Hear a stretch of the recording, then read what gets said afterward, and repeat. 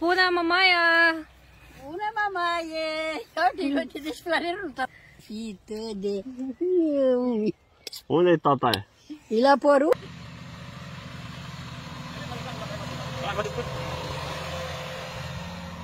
Dito na naman kami bumisita sa lola niya. At ayan, namulaklak na yung mga bulaklak. At ayan yung best friend niyang aso na nagpa-prank sa kanya.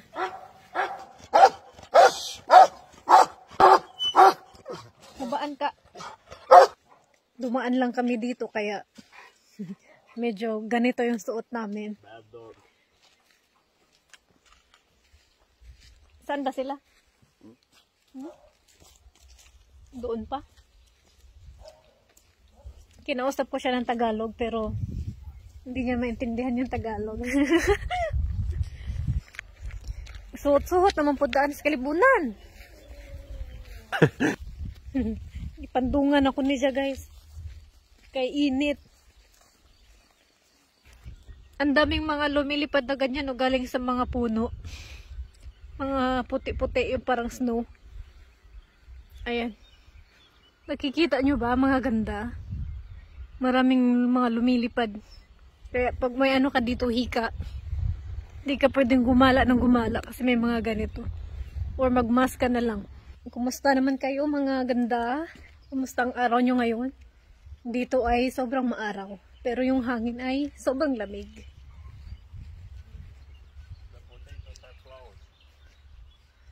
Namulaklak pala yung mga patatas.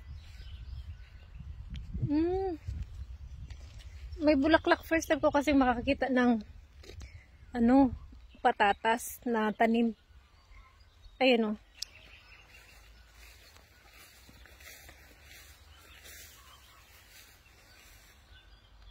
May mga bulaklak na violet pala yung patatas.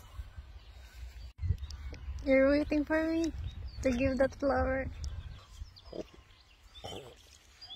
Wala namang amoy. Try mo ngang iget yung red. Yung kasama ko parang nakakapaya ng Philippines. Philippines sombrero sa Pilipinas. Look at my hat. Para kading tala. So, hahanapin natin yung lolo at lola niya dito sa kagubatan. Nauna na iniwan na ako. So, ayan yung daan. No? Wala namang pinagkaiba sa Pilipinas, sa probinsya. Okay. Buhay na yung mga mais nila. Nagtatanim lang sila dito na once a year lang kasi April, May, ganyang mga buwan nag-start na sila magtanim. Kasi pagdating ng September, sobrang lamig na at paparating na yung snow. So, mga ganitong buwan lang sila nagtatanim. So, once a year lang sila nagtatrabaho. Dito na kami sa Kamaisan. Yan. Apak na sa Kamaisan. Yung kasama ko laging nagsasabing bilisan ko daw yung lakad. So, kung mapapansin nyo mga ganda, naka-lipstick tayo at shades. Pero pumupunta tayo dito sa pero nandito tayo sa taniman. So, dumaan lang kami. Binisita lang namin kumustahin lang namin yung lolo at lola niya. Nandito sila nagtali sa mga grapes na tanim nila.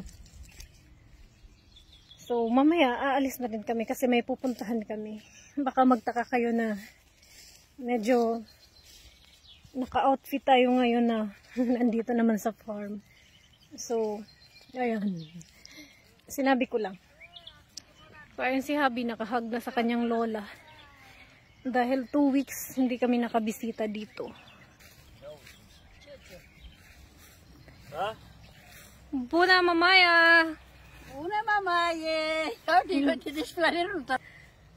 Ha? Ia, mami, să fii de... Unde e tata? E la porumb de ala. Ah, vă împărțiți muncile. Păi, da. Vrei apă? Nu! Ito yung mga grapes nila. Bă, mamaie, bă. Tinalian na ni Mamaya yung grapes. Eu mă gândeam că mergem pe la struț. Sa kanila din pala to. Alexandru, Ngayon lang ako nakapunta dito. cum să... Ale astea mari. Lugupit-gupit na si Mamaya sa kanyang mga tali. Păi nu, cred că pot să o doare bursa. Păi lasă că nu trebuie să fac. Sobrang lawak pala ng grapes ni Mamaya. Să uit. Să uite, să uite. May mga bunga na. Văd așa. Nag-start ng mamunga. Mamaie, nu te cred că te ajută și iată. Nu poți să faci singur. Așa. Ayan yung lumang tulay na ano namin, inakyat. Ruchii la uite. Aici. Ganito sila magtali ng grapes. Că, uite tu, uite așa. Și cred că tu legi și ea ține, zic eu. Uite, vezi? Așa, că uite așa. Și legi. Odată normal și poate struburul să crească pe aici, că e blocat. Nu m-am mai blocat. Deci o legi și sus. Păi o legi atât.